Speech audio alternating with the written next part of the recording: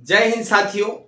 CET graduation level की exam में paper हल कैसे करें इसकी कुछ ट्रिक्स बता रहा हूं, बहुत काम आएगी आपके। याद रखिए, यह रिजल्ट आपके लिए 1 साल तक वैलिड रहेगा, रिजल्ट आने की डेट से, जिस दिन रिजल्ट आएगा। मिनिमम क्वालिफाइंग मार्क्स 40% है। एसटी और एससी वर्ग को 5% की छूट है। 150 क्वेश्चन है, हर क्वेश्चन 2 अंकों का है। 300 अंक की परीक्षा है। 3 घंटे में आपको हल करना है, यानी एक क्वेश्चन को पढ़ना, ऑप्शन को पढ़ना, समझना, सही उत्तर तक पहुंचना। उसके लिए आपके पास 72 सेकंड है। मल्टी चॉइस क्वेश्चन है, 5 ऑप्शन रहेंगे, 4 तो उत्तर से संबंधित और 5वां अनुत्तरित, अगर आपको कोई भी प्रश्न हल नहीं करना हो तो। याद रखिए, अगर आप पांचों जो ऑप्शन है, पांचों सर्किल अगर खाली छोड़ के आते हैं तो ऐसे में आपकी माइनस मार्किंग होगी। और 10% से ज्यादा अगर आपने खाली छोड़ दिए, यानी 150 में से 15 क्वेश्चन से ज्यादा खाली छोड़ दिए, 5 ऑप्शन, तो आप एग्जाम से डिबार हो जाओगे। इस एग्जाम में निगेटिव मार्किंग नहीं है, यानी अगर आप उत्तर देते हैं और वो गलत निकलता है तो निगेटिव मार्किंग नहीं है।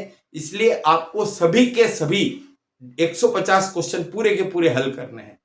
5वां ऑप्शन वाला चूंकि है, इसलिए आपको 10 मिनट एक्स्ट्रा भी दिए जाएंगे। सबसे इंपॉर्टेंट जो चीज आती है कि सबसे ज्यादा क्वेश्चन हम क्या पढ़े एंड टाइम पे, राजस्थान को आप अच्छे से कर लीजिए। हो सकता है आपके 40% राजस्थान से ही हो जाए। करंट पिछले 1 वर्ष का पढ़ना है। यूं मान के चलिए कि इस साल 31 अगस्त तक का पढ़ना है। सितंबर महीने का भी अभी का आप करंट छोड़ देते हो तो उसमें से क्वेश्चन आने के चांस नहीं है, क्योंकि अगस्त में आपका पेपर बन चुका है। यहां पर आपको ध्यान रखना है, पेपर हाथ में आते ही जो मेंटल एबिलिटी है, तार्किक मानसिक योग्यता वाले प्रश्न सबसे आखिरी में करने हैं। अगर आप उलझ जाओगे तो क्या होगा, टाइम कंज्यूमिंग भी है, गलत भी होंगे, आप हड़बड़ाहट में और ज्यादा घबरा जाओगे। जब कोई कार्य शुरू से बिगड़ता है ना, लास्ट तक बिगड़ता जाता है। अब यहां पर आपको ध्यान रखना है, 4 चरण में एग्जाम है, 27 को 2, 28 को 2। तो जो जैसे जैसे बाद वाले चरण है ना, अपने से पहले जो पेपर हो चुके हैं उनको आप ध्यान से देख लीजिए। क्वेश्चन रिपीट बहुत कम होंगे, क्योंकि जहां तक मेरा मानना है एक ही तरह की टीम पेपर बनाती, लेकिन उनका पैटर्न समझ में आ जाता है कि अगर इन्होंने राज्यपाल से क्वेश्चन लिया है तो डेफिनेट शाम वाले में राज्यपाल से रिलेटेड दूसरा है, उसके आसपास का क्वेश्चन आ सकता है। नॉर्मलाइजेशन नहीं होगा, क्योंकि क्वालिफाइंग एग्जाम है। आप जो भी पेपर दो, कठिन है सरल है जैसा भी है, 40% आपको लाना है। एसटी एससी को 35% लाना है, ये चीज ध्यान रखिएगा।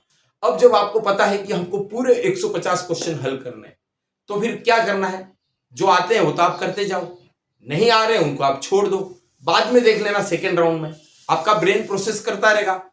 जब आप सेकेंड राउंड में उनको हल करेंगे तो ऑप्शन देखते ही कईयों के उत्तर निकल के आ जाएंगे, तो वो आप हल कर देना। अब यहां पर आपके सामने एक चीज ये भी आएगी, आराम से आएगी कि भाई अब आपको है ना पता लग गया कि अब हमको अंदाज लगाने, जो जो हमको आते थे हमने कर लिए, अब अंदाज लगाने, थर्ड राउंड मान लो। तो उसमें आपको कुछ बातें ध्यान रखनी है कि जो किस तरह से हम गेस करें कि हमारा तुक्का सही निकले। तो याद रखना, प्रश्न पढ़ते हैं और ऑप्शन पढ़ते हैं, तुरंत पहले ही हमारे मन से जो आवाज निकलती है वो अक्सर सही होता है। यही है राइट चॉइस बेबी। आहा, सामान्य तौर पर ऑप्शन पढ़ते आपको लगे ये सही है तो फिर वो सही है, क्योंकि फंसोगे कहां, आपने थोड़ा सा डेढ़ डाढ़े बने, डेढ़ साढ़े बने, है ना, कि यार ये सही है, ये भी हो सकता है, बस फिर वहां पर अपना खेल बिगड़ा। तो मन की आवाज है, उसको आप पूरे ध्यान से सुनिए। यहां पर एक ऑप्शन आता है सभी सही, तो डेफिनेट वो सभी सही वाला सही होता ही होता, ऑलमोस्ट 90% मामले में। तो ज्यादा उसमें दिमाग नहीं लगाना है। अगर आपको आ रहा है तो वही हल करना है। ये बात हो रही है तुक्के लगाने की, तो वहां पर आपको तुक्के में सभी सही है वाला ऑप्शन चुनना है। किसी प्रश्न में ऑप्शन में विशेष जानकारी दी होती है तो डेफिनेट उसके सही होने के चांस ज्यादा होता है। कई बार जो सबसे लंबा ऑप्शन होता है ना, उसके सही होने के भी चांस कंपेरेटिवली ज्यादा होते हैं।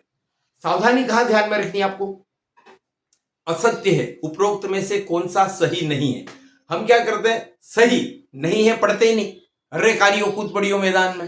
अब क्या होगा, जब ध्यान से आपने पढ़ा ही नहीं तो आते हुए भी आप उसको क्या कराओगे, गलत कराओगे। ऐसे होते हैं। अभी मैं भी किसी एग्जाम में बैठूं ना तो 5-7 क्वेश्चन आते हुए मैं गलत करके आऊंगा, और अगर आपने इस चीज को कंट्रोल कर लिया, एग्जाम आपने करेक्ट कर लिया, सिलेक्ट क्वालिफाई, है ना, तो ये चीज आपको ध्यान रखना है। सही कूट का चयन कीजिए, सुमेलन कीजिए, कालानुक्रम कीजिए। इनमें लोग बच्चे घबराते हैं, टेंशन पालने की जरूरत नहीं है। एक भी पॉइंट अगर आपकी पकड़ में आ गया तो उसको लेकर के आप सारे कूट या जो भी है आप उसको एडजस्ट करके सही उत्तर तक पहुंच जाओ। कथन और व्याख्या में एक ऑप्शन अक्सर आता है, दोनों कथन सही है और आर एक ही सही व्याख्या करता है। 90% मामलों में यह ऑप्शन भी सही होता है। तो जब तुक्का लगाना, अपने को आ तो रहा ही नहीं, अंदाज ही लगाना है, तो फिर इसका संबंधित सर्किल भर दो। आखिरी में आपके पास 25, 30, 40 क्वेश्चन ऐसे होंगे जिसके बारे में आपको कुछ भी खबर नहीं पड़ रही, ब्लाइंड क्वेश्चन है, हमको खबर ही नहीं कि इसमें न तो अनुमान लगा पा रहे हैं न कुछ आता है, लेकिन माइनस मार्किंग है नहीं, छोड़ना तो है नहीं। तो फिर आपको क्या करना है, आपको उन बचे हुए जितने भी 15, 20, 30, 50 क्वेश्चन जो बच गए उन सब में बी भरना है या उन सब में सी भरना है। नॉर्मली 30 to 40% ऑफ सही उत्तर का कंसंट्रेशन किस पर होता है, बी और सी पर होता है। अब ऐसी भी होशियारी मत कर देना कि आधे में बी भर दिया आधे में सी भर दिया, मालूम पड़ रहा बी वालों में सी सही है ना सी वालों में बी सही है, ऐसा नहीं करना। रिस्क तो ले ही रहे, फिर व्यवस्थित लेवे साइंटिफिक तरीके से रिसर्च के आधार पर। तो बचे हुए सब में या तो बी भरो या बचे हुए सब में सी भरो।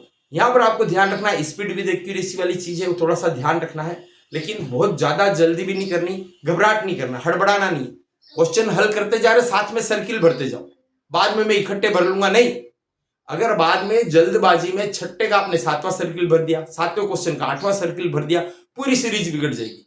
व्हाइटनर तो यूज कर नहीं सकते हो, फिर क्या मतलब, सारी मेहनत पे पानी फिर जाएगा।